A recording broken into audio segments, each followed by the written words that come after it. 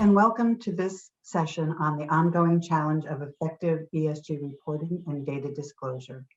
I'm Margot Cella, Vice President for Research and Anti-Fraud Initiatives at the Center for Audit Quality. ESG, which is environmental, social, and governance disclosures, are becoming fairly common practice among companies across all industries, and it's driven mainly by stakeholder pressure. Major investment corporations such as BlackRock and State Street have stressed the importance of ESG information and are making sustainable investment options based on that information. In the first 10 months of 2020, so January through November, it resulted in investments of $288 billion globally in sustainable assets. A company's compliance officers can and should play a critical role in the disclosure process, helping to ensure that disclosures are accurate and truthful. Our panel today will be sharing their experience and expertise in the realm of ESG disclosures. We'll discuss how companies can approach the complex world of ESG and provide insights on how gathering and reporting of the information can be managed internally. So let me introduce our great panelists. Kate, let me start with you. Thanks very much, Margot. My name is Kate Brennan. I'm the Deputy General Counsel, Corporate Secretary, and Chief Compliance Officer for Marsh McLennan Companies. Brian? Yeah, thank you. My name is Brian Lewallen. I am Chief Sustainability Officer and Assistant General Counsel for Environment, Health, and Safety Compliance at Schnitzer. Okay, and Mark? Hi, everybody. Marc Siegel. I'm a partner at Ernst & Young, focusing on corporate reporting, and I'm also a board member at the Sustainability Accounting Standards Board, SASB. Great, thank you. So, as I mentioned, ESG is top of mind for many companies today, yet there isn't necessarily a single point of focus. The companies often direct their efforts on different components of ESG. So, before we dive into the discussion, let's level set with our audience on what some of this means. Mark, could you talk about some of the leading ESG frameworks, the standards, and how the ranking and rating system works? Sure, I can give it a start. As you mentioned, there's no one point of agreement on where everybody should be on this. The one good thing about it not being mandatory disclosure is that there's no a prescribed way that you have to do it. The bad news about it is that there has come up as an alphabet soup of different organizations that have come to sort of fill that void. So there are, I like to sort of group them into standard setters or frameworks, or those who are data aggregators, and then there's rating agencies. Standard setters such as GRI or SASB try to put out information that companies can use for voluntary disclosure of specific sustainability metrics and disclosures. Frameworks are things that are put out by international organizations that give sort of high-level support of what you might be able to do. That might be like the UN Sustainability Development Goals, which are 17 goals, Task Force on Climate-Related Financial Disclosures, or the International Integrated Reporting Council. Those are all sort of frameworks that give sort of high-level guidance and maybe sort of fewer specific disclosures. Data aggregators, just like in financial reporting, there's like Bloomberg terminals and things like that, where there are people who are compiling information that A, you either disclose, or B, is out there on the internet. So that exists for sustainability as well. And then rating agencies, which are organizations which might give you a score or a ranking based on things that you do disclose or things that are out there in the Ethernet about your company. And I like to call those sort of a quick score, if you will.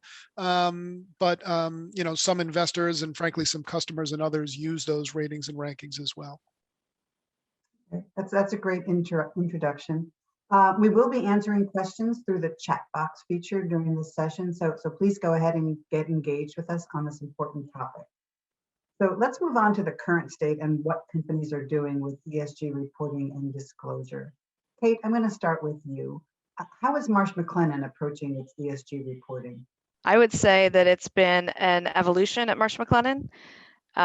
We started, as Mark was referring to the alphabet soup, we started reporting carbon emissions under the GRI, the Global Reporting Initiative, all the way back to 2010. And last year, our company made the decision, and our CEO announced that we would be reporting under the Task Force on Climate-Related Financial Disclosures, or TCFD. And as we got into looking at what that report would look like, and looking at the report that we had, which we had called our citizenship report, which was the GRI reporting mixed with a little bit of social elements, we decided that it would make sense to integrate all of those elements. So what was before an environmental report and a social report, and of course our proxy statement as our governance report, we've decided to pull all of the elements together into an integrated report. And it's been a challenge, I have to say. We were challenged by our executive committee to be in the vanguard of ESG reporting. And so we said, what does that mean? There's no commonly accepted framework. So what we did is we took all of those things. We took the UN Sustainable Development Goals, we took the TCFD framework, we took the SASB recommendations, we took GRI, and we listed out every disclosure item that all of those frameworks and standards would want to see. And we used that as our initial outline. And we paired back from there. It's voluntary today. So we said there's some things that we're not quite ready to report. There's some things we didn't think were necessarily relevant to the stakeholders who will be looking at this report. But that's where we started. We started with that massive outline. We've paired it back. And we actually on March 31st just published our first integrated ESG report. And what we did is in the back, we included an index to cross-reference all three of those for GRI, SASB, and TCFD, so that anyone who is following any of those specific frameworks can then see where we've reported, and we can kind of hold ourselves accountable to those standards. It is an evolution though, and I think over time there may be a unified model, but we will be enhancing and we'll be adding disclosure to that. One thing we said when we put in our first disclosure is once you report it, you can't go back. And so we wanted to make sure that we were committed to putting out the disclosure that was in that first report on an ongoing basis going forward.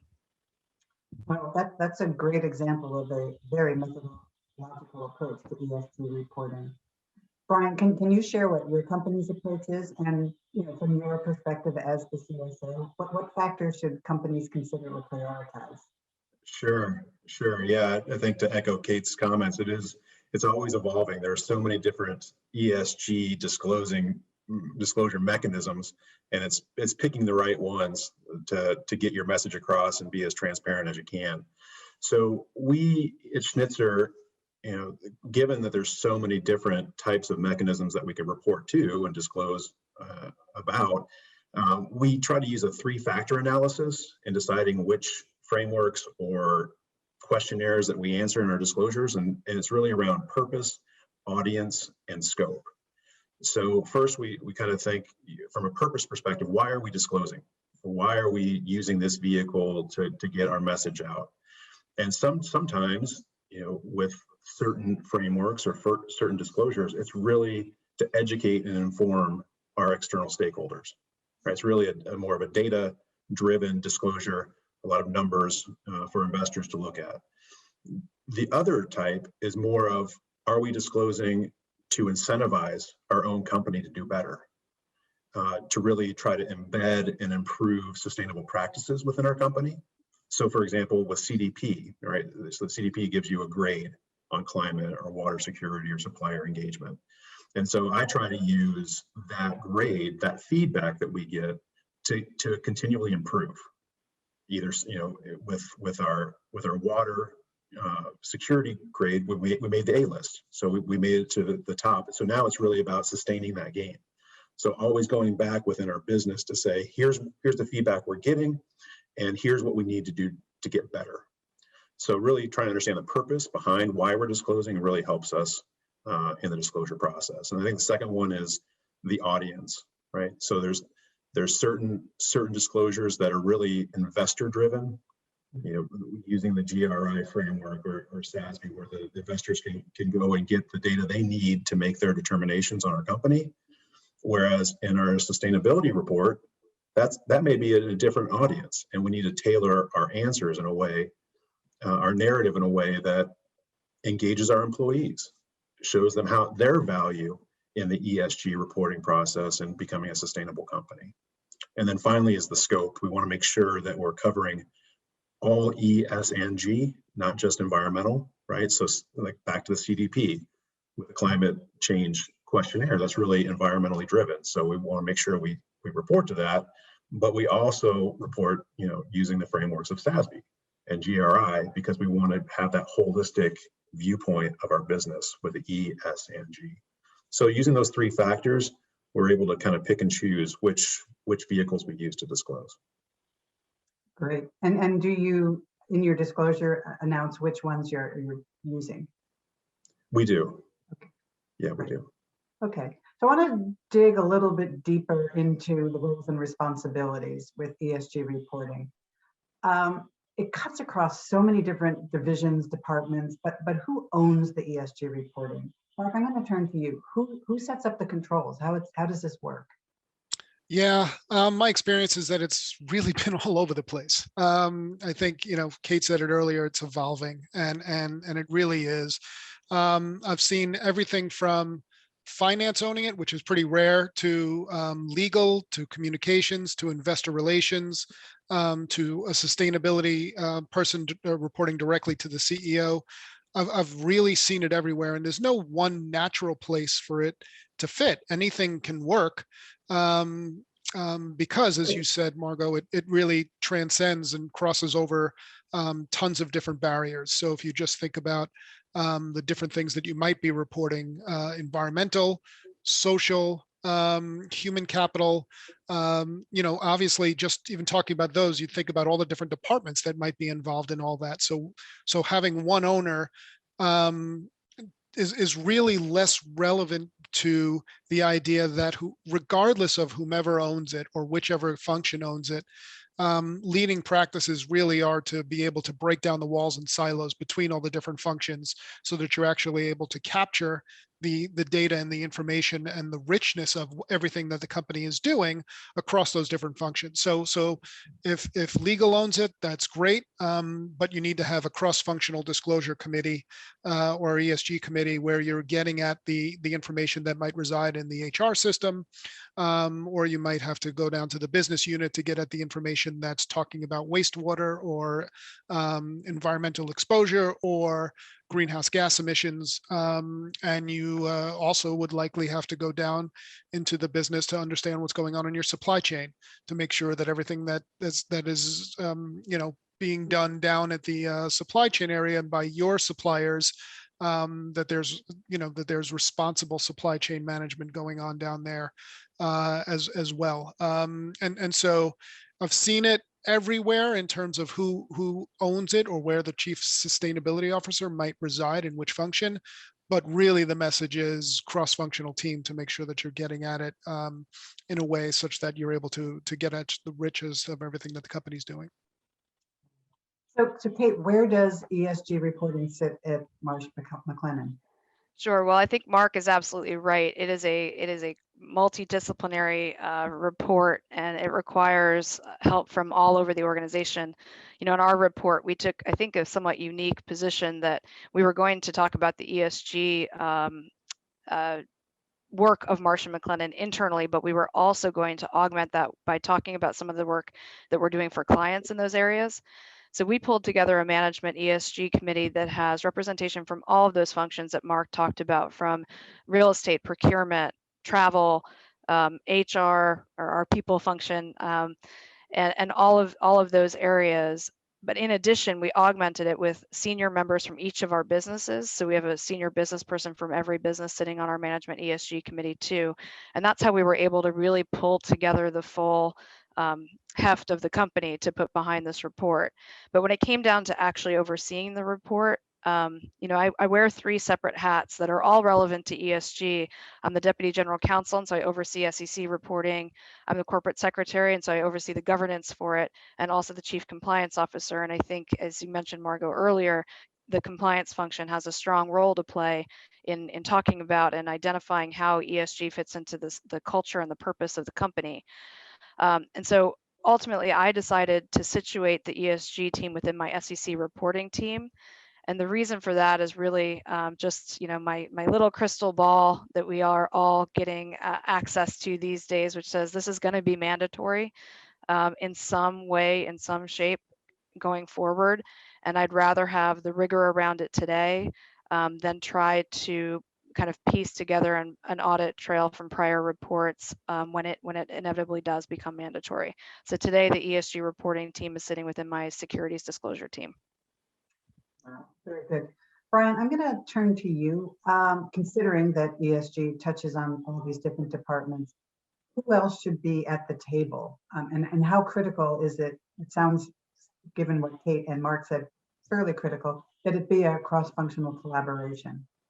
Oh, for sure. Yeah, I think sustainability kind of sits at the middle of a lot of different functions within the company, right? So the strategy that we take is sort of this all of the above, right? Everybody needs a seat at the table because sustainability just weaves within the fabric of a lot of different functions. So having legal and compliance, to Kate's point, and finance, operations, communications, investor relations, and HR, or the people function, they all play a part in our sustainable performance. And I think having them at the table has two different functions that are important. One is you've got the right people at the table to get the data you need to report out, right? And making sure that it's verifiable and it's accurate.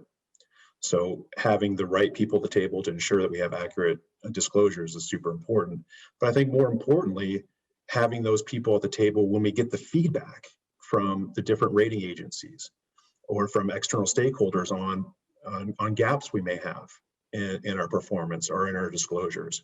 So then having the opportunity to have a conduit to share that information with, for example, HR. If we have a gap in diversity and inclusion or pay equity or something around gender equity, then we already have HR at the table. They know what we've disclosed. We give them the feedback, and then we can go and try to improve our processes to be able to report in the next cycle on the things we've done based on that feedback. So I think it's really important to have the right people at the table to ensure accurate disclosures, but then also to drive improved performance year over year based on the feedback. So when it comes to reporting and data disclosure, it seems the information can be contained in myriad resources. Many companies issue multiple reports, or they post the information somewhere on their website. I know that my colleagues at the CAQ have gone down the road of trying to look at all the ESG reports for the S&P 500. And the challenge they're facing is there isn't just one place to go to. Even if there is what looks like a report for some portions, so maybe the climate disclosure, some of the social and governance things may be things that you have to find elsewhere, and some are qualitative and some are quantitative. But Mark, I'm going to ask you, considering the multitude of data sources and the need for collaboration across the different teams, how do companies balance authenticity, telling their story, while efficiently and accurately disclosing their data? Because a lot of the reason they want to disclose the data is to tell the investors and their stakeholders something that the company is doing that they're interested in hearing about. Yeah, no, it's a great question. And it is, anytime you have a cross-functional endeavor like this, it is very hard to figure out how to make sure that it's all sort of tying together. And so it is hard to balance. And I think this is another area where this will continue to get better over time, and it is also maturing each and every year. Having controls is important, and I think that'll be something that we could talk about in a little bit, maybe, and making sure that you've got some good information and quality to understand the information. But in terms of telling the story across different communication channels, I want to pick up on something that Brian said earlier. Understand your audience. It's fine to have all these different communication channels because you are trying to communicate to a whole bunch of different audiences. And so you don't necessarily have to duplicate the story from one location to the next location. However, when you think about your website versus your investor decks versus your SEC filings, which could be a 10K or a proxy statement, as Kate mentioned, versus your sustainability report, there are a myriad of different places that this information exists. And while they don't have to be duplicative stories, I'm consistently surprised by how disconnected those stories might be across those different communication channels. And so making sure how you are communicating the story in various places in your ecosystem is aligned so that your stakeholders don't get a completely different narrative if they're reading the sustainability report from what they see in the investor deck or what they see in the footnotes to the 10K. That's a really important goal because you have to understand that investors are digesting all this information that you're putting out there, as well as information that you're not even putting out there, such as Glassdoor and other things like that. And so making sure that at least if you're talking about diversity and inclusion in your sustainability report and or on your, you should also probably make sure that your human capital disclosures, which are now required in your 10K, are at least aligned in themes with what you report in your, with what you put in your sustainability report, and that anything that you might have in an online presence on social media is also aligned at least thematically, if not in detail. So I think that that's an important and maturing area that companies need to understand, and you could see how easy that could happen because these different communication channels are owned by different parts of the organization, and that's why breaking down these walls and having that cross-functional team exist is really important. Agree.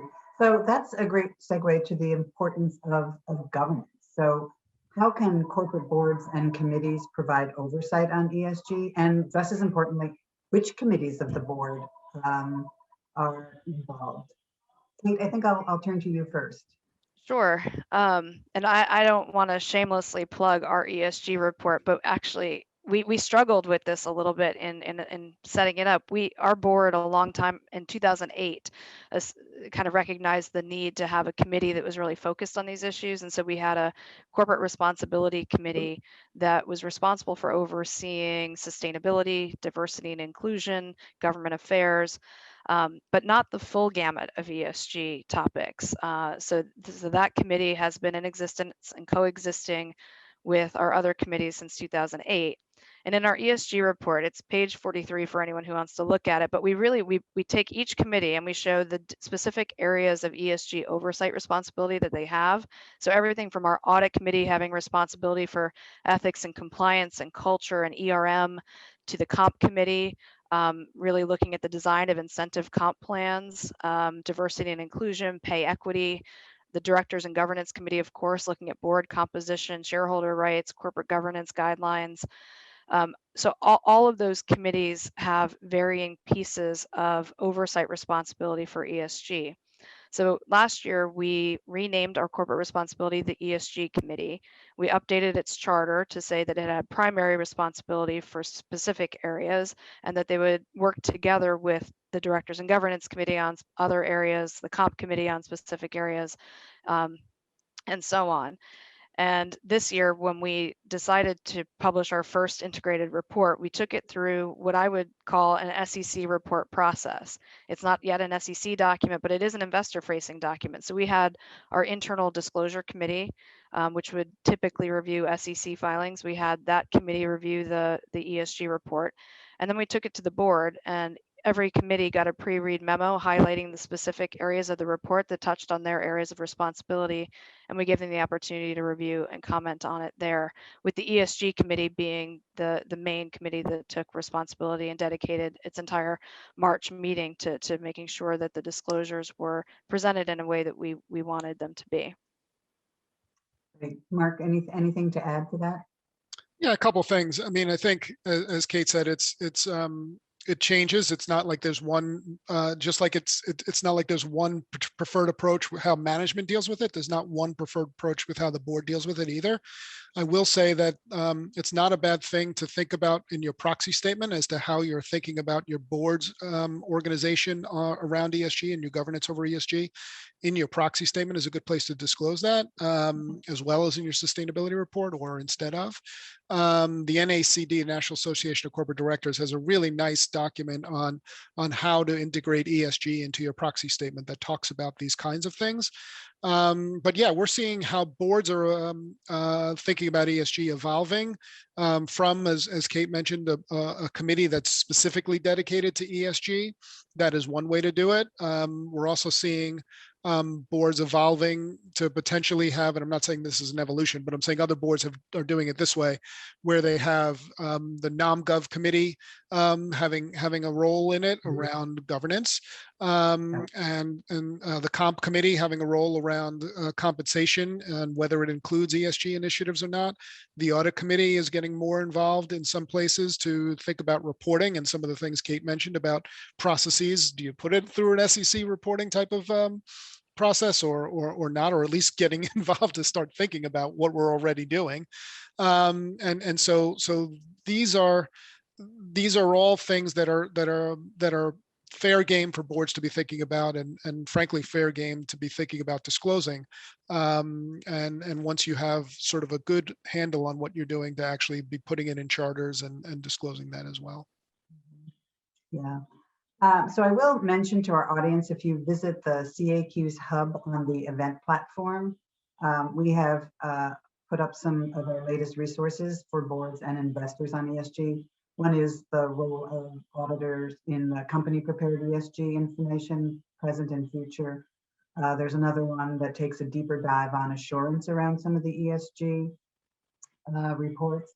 And there's a roadmap, an attestation roadmap that the CAQ and the AICPA put together on ESG reporting. And while that resource is primarily written for audit practitioners, there's really good information throughout the document on how you might think about where ESG information is reported. And in the back, there's an appendix that describes some key actions that can be taken to establish effective governance over ESG reporting. I think we'll move on to talking about effective ESG reporting and data disclosures. Brian and Kate, how can companies approach the management of their disclosures in the current environment to meet the expectations of the various stakeholders? What have been some of the challenges that you've had to overcome? And Brian, I think I'll start with you. Sure, yeah, I think the ESG disclosure expectations, I'm sure the audience will empathize, is always growing, right? It continues to evolve and always wanting more information and becoming more transparent. So I think the challenge that I'm faced with from time to time is sometimes I'll hear the question of, when is it going to be enough? When is it going to stop? And unfortunately, I don't think we've reached terminal velocity yet on the expectations from our external stakeholders and investors and so forth. And so the challenge that I think I'm faced with is trying to balance between being transparent and meeting expectations externally, but then also being able to foresee or understand the ripple effects of these new disclosures and prepare for those types of things and make sure that the right people are involved in the decision making when we disclose these things. So for example, Kate was talking about the TCFDs, and that's something that we are evaluating right now in reporting to those disclosure standards. And one of the things that the TCFDs are asking us to do, or companies to do, is to quantify climate change risks. Put dollar figures behind future, short-term, medium-term, and long-term risks. And when you go down that path and try to be just transparent in sharing that information, does that trigger some SEC obligations in terms of disclosure in your 10Ks and your proxies? Do we have to set environmental reserves for those risks? So it's really trying to strike that balance between being transparent and meeting expectations, but then having the right people at the table to make decisions on how do we mitigate the ripple effects of those things. So it's an evolving struggle, but that's one of the challenges I'm faced with. Yeah, I completely agree with what Brian has said. It's you refer, Brian, to the ripple effect. We kind of sometimes say the slippery slope. If you're gonna start focusing on one area, what comes next? I would say, maybe just adding to that a little bit, that right now it's a voluntary period. It's a voluntary reporting regime. So we have an opportunity to use this time. I mentioned earlier when we created our outline from all of the different standard setters, there were some things we chose not to disclose. And that we're using this as an opportunity to drive internal change, saying, okay, we're not going to report on these 3 issues this year. We were going to report on them next year. So what do we need to do internally to get our house in order, or to get our story straight, or to have our action plan correct? We're not afraid of reporting metrics that don't necessarily shed the best light on Marsh McLennan, but if we are going to put out a number, we need a plan behind it.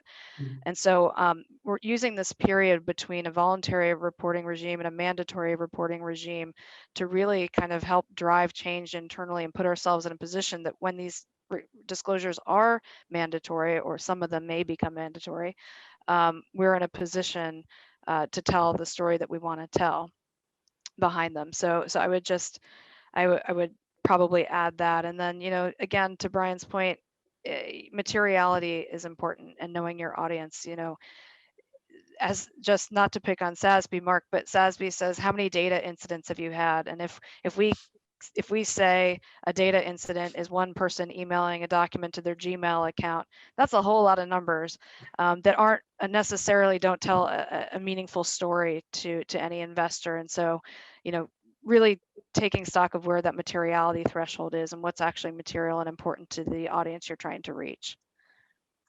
And I think you also mentioned, Kate, there's the trying to get ready to report a number for next year or the year after. But I think the other point that you're trying to make is you don't want to put out a number that you either the following year don't want to include, or it makes it look like you've had a little bit of a setback in the progress you were making. Totally. I mean, we decided this year to enhance our disclosure around diversity representation and diversity turnover data. And so voluntary turnover by specific race and gender categories. And that's a number we chose to disclose. And if that were to, if those numbers were to develop adversely, we're going to put it out next year too. And we just have to be cognizant of that. And that goes back to Brian's point, which is you have to have the right decision makers at the table, locking arms and saying, this is something we're going to disclose today, and we're going to disclose it going forward. Yeah. And I know several of you have mentioned, the challenge with ESG reporting is this alphabet soup of not having one standard or framework to follow. And companies can pick and choose, as Kate, you guys have done. But we're seeing some coalescing around the 5 frameworks: the GRI, SASB, TCFD, CDP, and IR. That's the alphabet soup. And standard setters such as the IFRS Foundation trustees are considering the establishment of a sustainability standards board. How do we make sure that the information companies choose to disclose is comparable from company to company, and that it's reliable given all these different frameworks and standards? Yeah, that's not an easy thing. There are no easy questions today, Margot. Sorry. Navigating the frameworks is an exercise in understanding your audience, first and foremost, and then also understanding your materiality.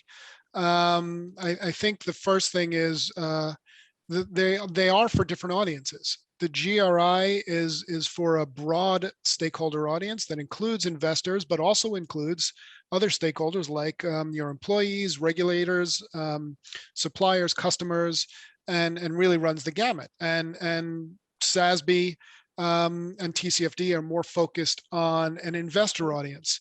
What's going to be most likely to be relevant to somebody making a capital decision, and those are mechanisms. By the way, neither one is right or wrong, but depending on which audience you're dedicated time to or prioritizing, that might lead you down a different path to navigating the voluntary frameworks. So I think that's important. I think then understanding which of the recommended disclosures within each of GRI and SASB and TCFD are material in your facts and circumstances, or more important in your facts and circumstances to tell your story. But the frameworks themselves are designed to help you with comparability across time and between other companies in your sector. That's what they are for. The front parts of many sustainability reports are free for companies to tell their own literally free-form story. And then one of the reasons that companies volunteer to include SASB and TCFD or GRI is to provide some level of comparability and consistency across time. Also, getting some level of assurance, even if it's limited, will be helpful over time. Again, none of that is required today, but that would be helpful in providing confidence internally and to your board and to external stakeholders that the information is consistently defined and consistently being captured and is more comparable from one company to the next, or at least over time periods. Yeah. Yeah. So you mentioned assurance, limited or otherwise. What are the different types of assurance that one could get? So just like in financial reporting, there's different levels of assurance. You could do it agreed upon procedures where you're just doing, say, greenhouse gas emissions, and we're just specifying these are the things that we're going to provide assurance on. You could do a negative assurance kind of thing, which is called a review in auditing language, and that is when you provide limited assurance or negative assurance, where you say nothing came to our attention that makes us believe this is this is out of compliance with a particular framework. That is kind of where the market is going, those two areas. Out there at the edge is an examination, which is like a full audit. And it's pretty rarely done where you see a full audit, full examination of this information, at least as of now. One of the things that is being thought about both in the US and around the world is, does assurance need to be, in the same way as what content might be required over time, does assurance need to be required over time is another question that's out there. Brian, I'm going to ask you, have you all sought assurance over any of your ESG metrics and reports? Yeah, we have. So a lot of our ESG disclosure data comes straight from our annual sustainability report. So we have two different functions that provide assurance. So we have an internal audit team, a group of individuals that actually go line by line on the entire sustainability report, checking and verifying everything that we're saying in the report. And sometimes that can be very painstaking. It takes usually around 3 to 4 weeks just to get through our own internal IA group. And I think we've touched upon this before, they treat it kind of like an SEC disclosure. And so we have to show all the background supporting data for each of the statements that we make and the data that we share. And then once it makes it through IA, our own internal independent team, all of our environmental KPIs, so all of our water usage, energy use, greenhouse gas emissions, and landfill, waste to landfill, all that data goes to TrueCost, which is owned by, I think it's S&P Global now, bought them out, but they do a level 2 assurance on all of those KPIs as well, just to get that third-party verification that in fact our data is accurate. So we kind of have two different levels of assurance. Yeah. So there is an increased scrutiny in how companies are measuring their actions, and greater pressure for more rigorous proof of those actions that you've taken to meet your commitments. What are some of the steps that companies can take to put a bit more rigor around their data? And Kate, I think I'll go to you first. Sure. I think this might highlight a little bit of the difference between a professional services firm and a firm like Brian's. Our environmental footprint data is much more limited. Our primary sources of emissions are electricity and business travel, so it's a little bit more simple. So we do use external third-party verification where we can. For example, we do use a third-party verifying agent on our carbon emissions that we report. We also use Mercer to verify, to conduct a pay equity study for us annually. And so to the extent we're able, we do get third-party verification on disclosure items. And then for things that we're disclosing that are more internal, We are treating it like an SEC document. As Brian said, we're putting together a file with an audit trail for every number that's in there, and just keeping backup information on everything that we have. Wow. Mark, anything to add to that? Yeah, what I would add is that this is where the audit committee is starting to ask more questions around this, trying to make sure that companies are doing the things that Kate and Brian are talking about. I will also say that this is a good spot, and I think both Brian and Kate talked about this, is where you might leverage your finance function. Brian talked about internal audit. Who better than the finance function, even though they're not subject matter experts, to understand how to find data, collect data, process data, control data, and build a cadence for reporting data at scale in a reasonable time period. And so, I've been surprised at how slowly finance functions over the years have been around thinking about this information, or thinking that it was in their scope to be considering what to do around this. But that's frankly because it wasn't at all anywhere near the 10K filings. But now, irrespective of the geography of the disclosure, I think I'm seeing that more and more finance organizations are getting involved with at least utilizing their skill set, their unique skill set in doing this kind of information around controls and processes to help out the subject matter experts who are building the sustainability report. Yeah, and I think those controls are probably very important in terms of making sure that it's done the same way each time, or that you keep improving, continuous improvement in the controls that you have around this information. So comparability of information across companies, as we've talked about, and now even across jurisdictions, can be a challenge for stakeholders, and I suspect for companies as well. And Kate mentioned that Marsh uses different frameworks in its reporting. But having a globally accepted system built from existing standards and frameworks could help support companies in presenting their ESG information so that it's comparable. And those frameworks could be adapted to address market needs in different jurisdictions. Kate, what about the consolidation or harmonization among the frameworks? Like, where are we headed? Do you know? And how will your company respond? Well, I would say from a company perspective, it certainly would make our lives easier, knowing what's expected and being able to benchmark ourselves. Maybe I'll leave the crystal ball to Mark to guess where that's going to go. But I would say, if I were giving advice to other companies, I would say do your gap analysis today. Look at the reporting frameworks that are out there. Look at what you have, what you don't have, what you want to have. Do that gap analysis today, so that when and if these frameworks do start to align, you'll be ready for it from a reporting perspective. Mark, what's your crystal ball? Yeah. Is this where I put in the disclaimer that this is Marc Siegel's view and not my organization's view? Yeah. There are organizations, so SASB and IARC have announced an intention to merge. So you're starting to see a little bit of the consolidation that you would hope for to potentially start playing out. I don't know that you'll ever see full consolidation because of the different audiences that you're thinking about. So if you're thinking about an investor audience, it might make sense for all the investor-focused groups to converge, but you still have potentially a broader stakeholder group that you're trying to communicate with, and that's a different set of content that you'd want to include in there. And then there's whatever the SEC might do.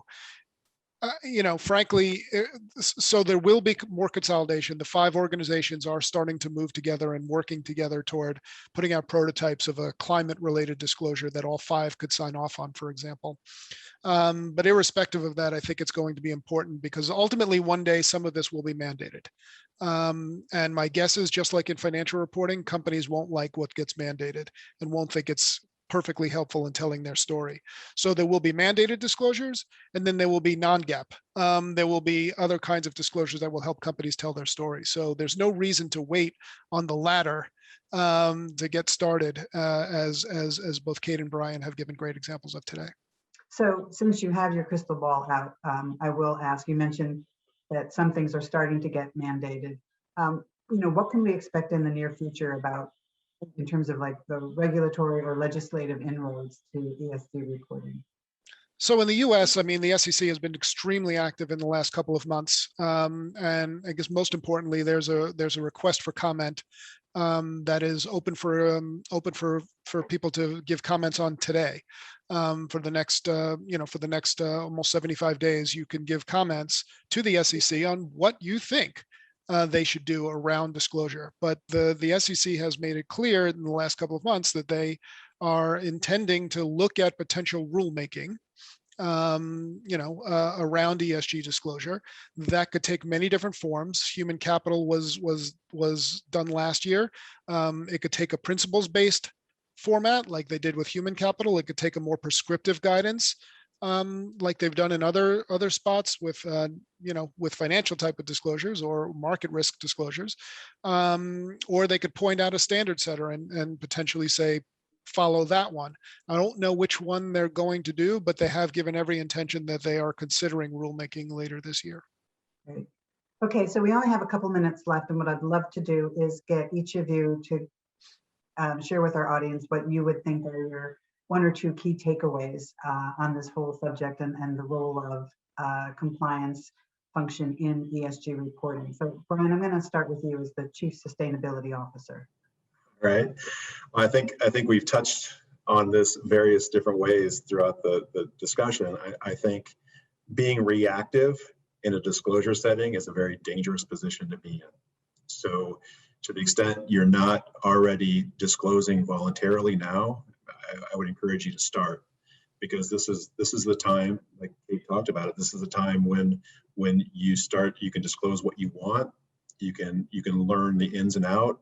You can learn about the ripple effects of different types of disclosures, and really trying to become more proactive. Looking down the line to what Kate said, what are we going to do next year? How are we going to prepare to disclose that next year and being ready for that? I think moving from reactive to becoming proactive in disclosures is super important. And then I think finally, there's a lot of time and there's a lot of resources invested in ESG disclosures. And it would be a shame if you didn't maximize the value of that time and the resources to use your disclosures to drive change. Don't report out just to report out. Use the feedback and the scores that you get and the gaps that are presented back to you. Use those to drive change in your organization. Become more sustainable and a better company for it. Those are kind of the takeaways I would give. Sure. I agree with everything Brian said. And I think I'll add that since this is an Ethisphere conference, we've talked a lot about metrics and frameworks and controls here, but really at the end of the day, these issues, ESG issues, are at the heart of every company's purpose and culture. And I think compliance officers as culture ambassadors need to take this opportunity to learn these issues and really advocate for change within the organization and advocate for organizations to be focused on this before these disclosures become mandatory. And last but not least, key takeaways. Sure. Just to amplify the great points that both Brian and Kate made, I think it's really, really important to try to understand how to tell your story is by making sure you understand the integration of ESG issues with your business issues. Reporting on ESG issues for the sake of reporting on ESG issues is not going to be really, really helpful, and is probably not going to be very time efficient. So understanding which of these ESG issues are most important toward progressing toward your business's goals is extremely important, and will frankly help the entirety of the organization, not just in ESG reporting, but overall. And then the other takeaway that I have is don't wait, get started, leverage the finance function to help you build that infrastructure to do this over time proactively. Great, thank you. So thank you, panelists. This was, I think, a really great and informative discussion. And thank you to the audience for listening in.